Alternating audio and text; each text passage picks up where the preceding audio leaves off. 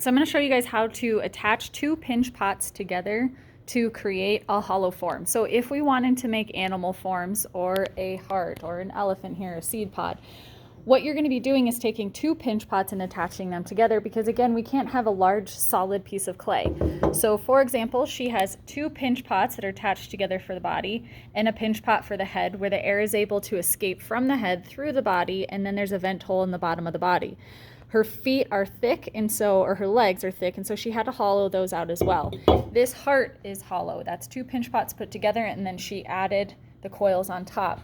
The body of this bird is also two pinch pots put together. So even though a pinch pot is very simple, you can make it more complex and use it for construction techniques when you need a hollow form that's a little bit larger.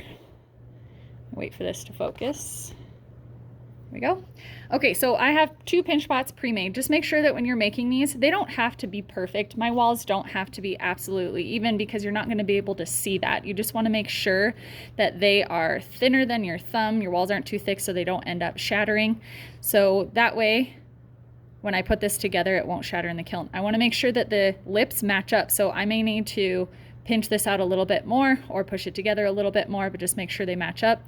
And then what I do is I just tap both of the top so it's a nice flat even seam.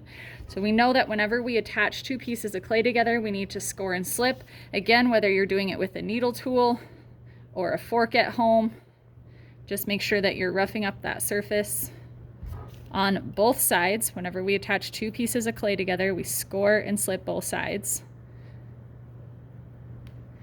Okay, it's fine if the slip oozes out. We'll get that cleaned up. I want to make sure I cover all of the cracks and crevices.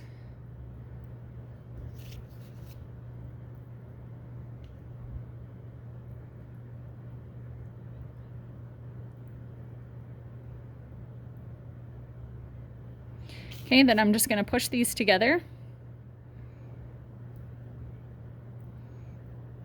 And then I just wiggle it back and forth just a little bit. And then I'm just going to take my finger and smooth this out, because the next step, we don't want it wet, because then the tools are going to slide and not grip onto the clay. So we have this dent or this valley right here that we want to get rid of before we add a support coil.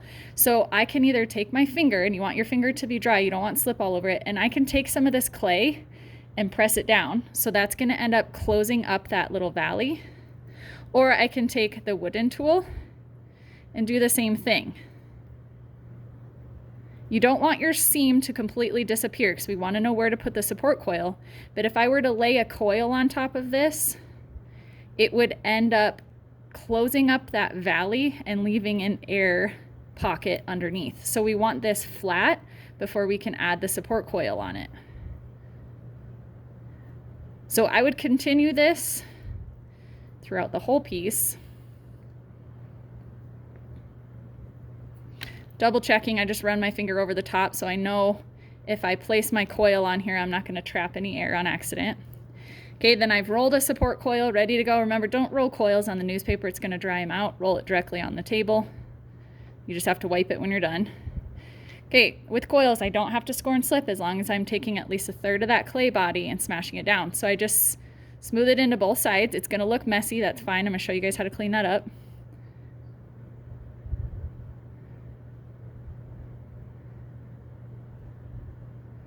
I just continue this.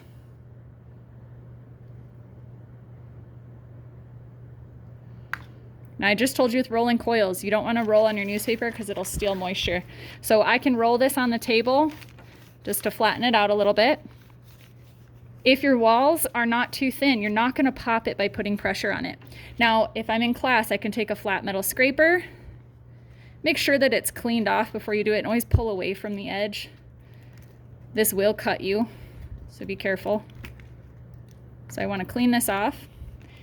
And then my flat metal scraper is just going to smooth out that edge. You can kind of see that. So I don't see that seam anymore. And now I have a hollow form. And from here, you can shape this.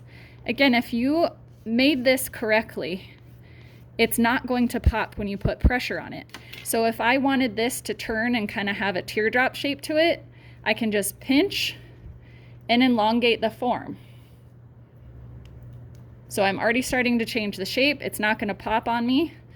Now, if I were to drop this or throw this, yes, it's going to pop. But when you're sculpting correctly, it's not going to end up changing or popping on you. So if I want to pull this side down, okay, so this would be your animal's body or whatever object you're making.